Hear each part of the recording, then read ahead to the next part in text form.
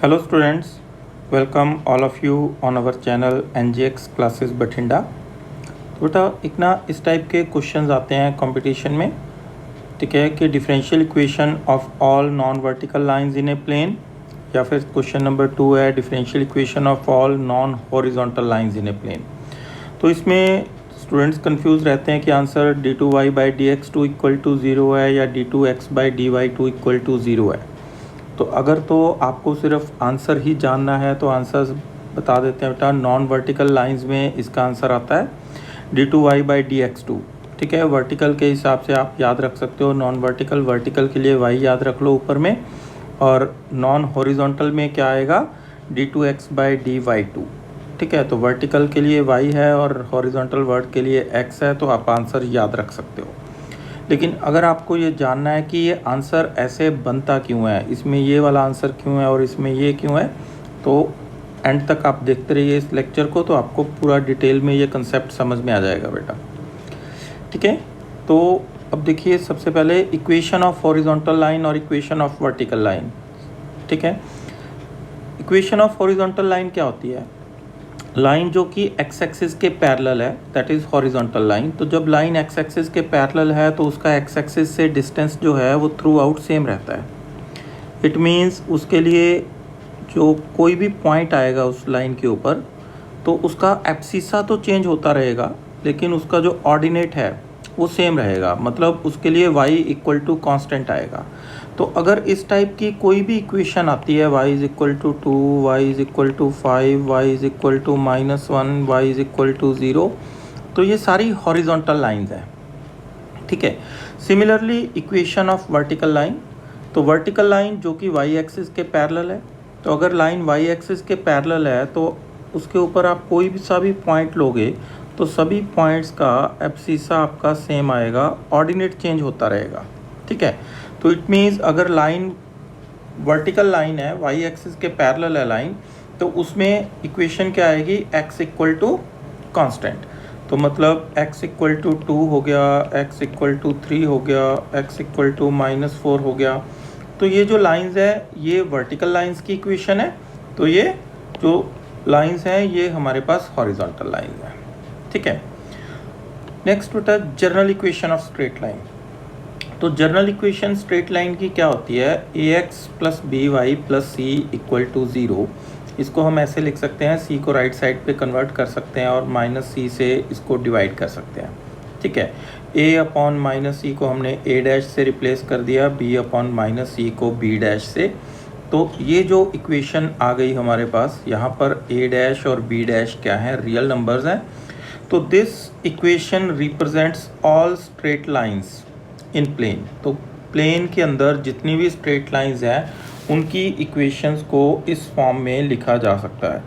Means a' और b' की अगर हम वैल्यूज़ चेंज करते रहेंगे तो सारी की सारी लाइंस बनेंगी। इसमें हॉरिजॉन्टल भी आएंगी, वर्टिकल भी आएंगी, और नॉन हॉरिजॉन्टल, नॉन वर्टिकल, सब तरह की लाइंस इसमें इंक्लूड हो जाएंगी, ठीक है। तो अब देखो general equation of all non horizontal line. तो नॉन हॉरिजॉन्टल लाइन की जनरल इक्वेशन क्या होगी? तो अब general equation of all lines क्या है हमारे पास, ax plus by is equal to 1 है। अगर हम इसमें a को 0 ले लेते हैं, suppose let a is equal to 0, अगर a को हमने 0 ले लिया तो क्या हुआ, by इज इक्वल टू 1 आ गया, y is equal to 1/b आ गया। तो 1/b, b तो एक कांस्टेंट है, तो y क्या हो गया हमारे पास, कांस्टेंट आ गया। और हमने शुरू में पढ़ा है कि y इक्वल टू कांस्टेंट किस चीज़ की इक्वेशन है, line parallel to X axis, that is horizontal line. तो इट मीन्स अगर हम a को 0 लेते हैं तो ये एक हॉरिजॉन्टल लाइन बन जाती है, और हमें चाहिए नॉन हॉरिजॉन्टल लाइन। तो नॉन हॉरिजॉन्टल लाइन की कंडीशन क्या होगी कि a 0 नहीं होना चाहिए, क्योंकि अगर a 0 हो जाता है तो लाइन हमारी हॉरिजॉन्टल हो जाती है, और नॉन हॉरिजॉन्टल लाइन के लिए a 0 नहीं होना चाहिए। b के लिए कोई कंडीशन नहीं है, b 0 हो या 0 ना हो हमें कोई फ़र्क नहीं पड़ता, लेकिन अगर a 0 नहीं है इट मीन्स ये लाइन एक नॉन हॉरिजॉन्टल लाइन है, हॉरिजॉन्टल नहीं हो सकती, ओके। तो अब हमें नॉन हॉरिजॉन्टल लाइन की इक्वेशन पता चल गई, जनरल इक्वेशन। अब हम उसकी डिफरेंशियल इक्वेशन निकालते हैं। तो general equation of all non horizontal lines is ax plus by is equal to 1, a not equal to 0। यहाँ तक हमें इंफॉर्मेशन मिल गई। अब हमें इसकी डिफरेंशियल इक्वेशन निकालनी है। तो डिफरेंशियल इक्वेशन के लिए हमें क्या करना होता है, जो आर्बिट्रेरी कांस्टेंट्स है उनको एलिमिनेट करना है। उसका प्रोसीजर क्या है, जितने आर्बिट्रेरी कांस्टेंट्स हैं उतने डेरिवेटिव करने उतने टाइम। ठीक है, ये नहीं अब यहाँ से पता लग रहा कि हमें इसका derivative with respect to x करना चाहिए या विद रिस्पेक्ट टू y करना चाहिए। तो क्या करें, हम सोच रहे हैं कि ax plus by is equal to 1 है। तो हमारे पास दो ऑप्शन हैं, या तो हम यहाँ से x की वैल्यू फाइंड कर सकते हैं या फिर यहाँ से हम y की वैल्यू फाइंड कर सकते हैं। अब सोचो इन दोनों में से कौन सी वैल्यू सही है। जो सही है उसको आगे बढ़ाएंगे, क्वेश्चन सॉल्व करेंगे।